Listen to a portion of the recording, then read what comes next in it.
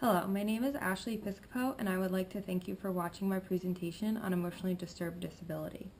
So follow along as I read the definition of emotionally disturbed disability. IDEA, which is Individuals with Disabilities Education Act, defines emotional disturbance as follows. A condition exhibiting one or more of the following characteristics over a long period of time and to a marked degree that adversely affects a child's educational performance. This includes A, an inability to learn that cannot be explained by intellectual, sensory, or health factors.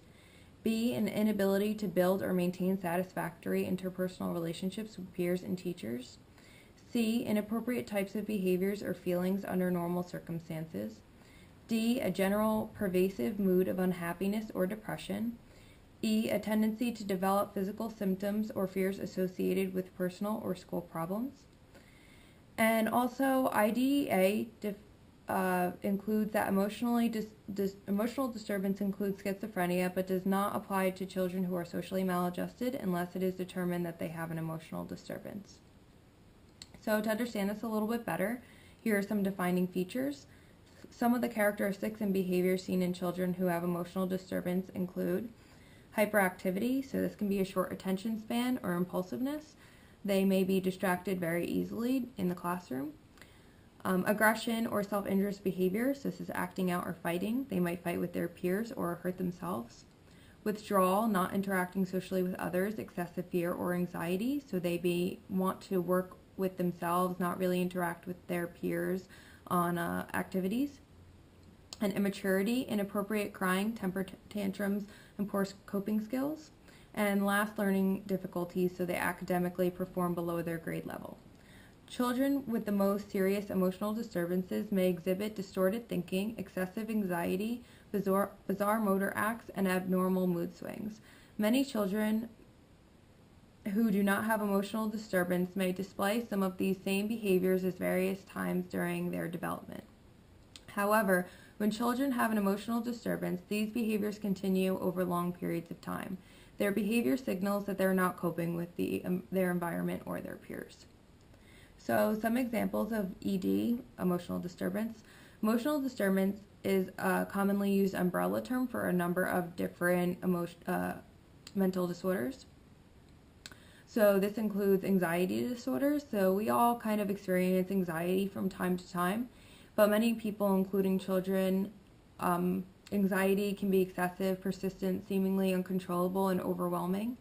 An irritable feel of everyday situations may be involved, and this high level of anxiety is a definite warning sign that a person may have an anxiety disorder.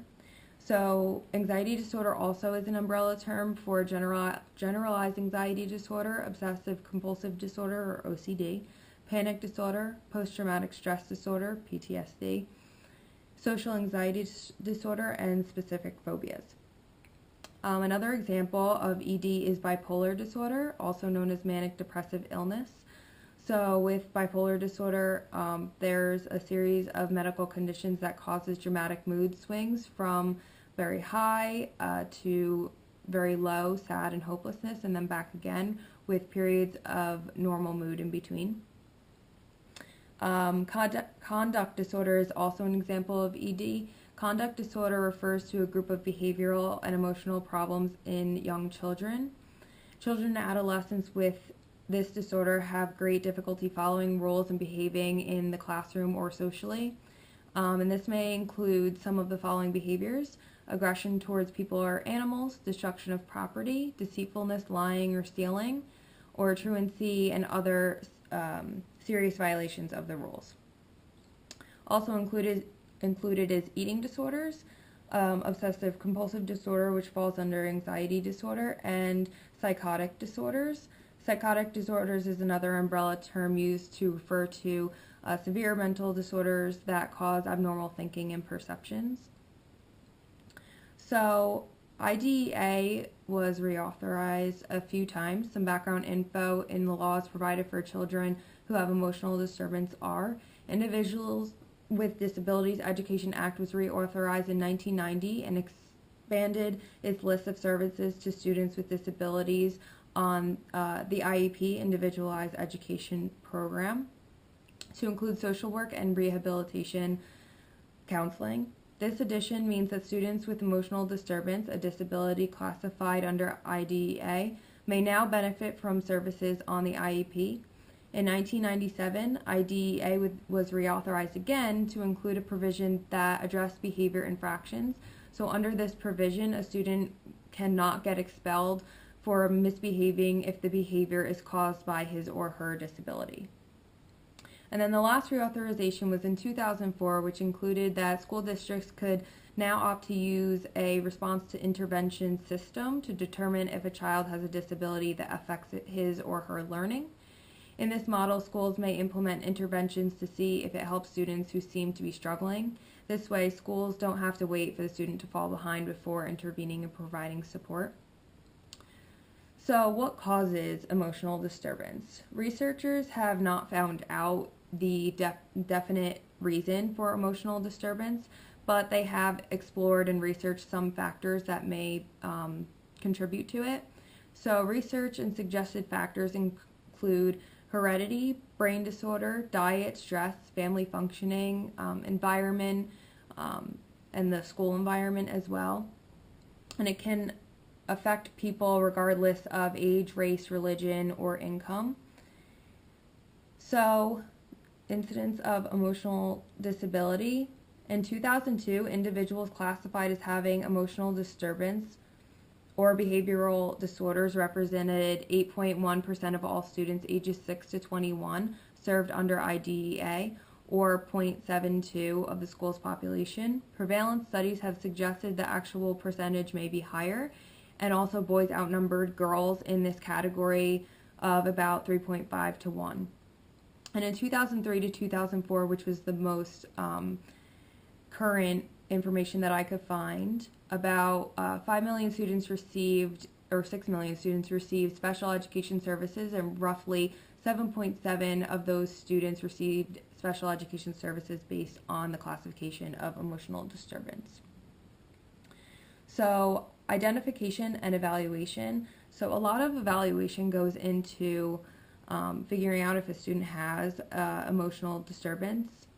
Individuals with emotional disabilities are difficult to objectively identify and classify.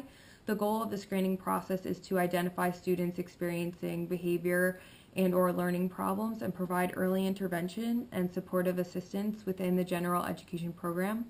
The evaluation process should include teacher and parent checklists of frequently observed behaviors, observations of the student in the classroom setting, at lunch, on the playground, and other parts of the school. It should include behavioral emotional evaluation, educational evaluation, psychological evaluation, social and developmental history, communication evaluation, and other resources to evaluations that seem appropriate to use for the specific problems that might require further consideration, because each student is different, so they might require different evaluations. So what does this look like in the classroom? So students who have ED may have lack of success on assignments. They may function 2 or more years below their grade level, especially in math, reading, and writing. They may also have problems with their peers and even the adults in the classroom. So they have poor social skills. And they also affect the learning of others in the classroom. And they may also be socially isolated. So they might isolate themselves from their peers. So some support for children with ED. Emotional disturbance is one of the categories of disability specified in IDEA. This means that a child with an emotional disturbance may be eligible for special education and related services in public school. These services can be of tremendous help to students who have an emotional disturbance. Typically, educational programs for children with an emotional disturbance need to include attention to providing emotional and behavioral support, as well as helping them to master academics, develop social skills, and increase self-awareness, self-control, and self-esteem. A large body of research exists on regarding methods of providing students with positive behavioral support in the school environment so that the problem behaviors are minimized and positive appropriate behaviors are fostered. So some strategies used in the classroom for some teachers or in class support. Also, this can be used at home at times. So in the classroom, so it's important for the teacher to clarify classroom rules and provide rewards for following those rules. And it's important that they reinforce good behavior. So this can be used with a behavior chart. So every time that the student does follow the rules or does a good behavior, that can be included on their behavior chart and they get rewarded for that. Also, they could use positive comments frequently to reinforce good behavior when they see it. So saying things like, you know, Susan, I appreciate the way that you tried really hard in class. I know that math is not your favorite subject. Or, Stephen, I'm glad that you volunteered and answered in class today. Thank you for doing that. Model acceptable behavior by saying, here's something that you can do and here's something that you should not do, so that it's clear and they know what you mean.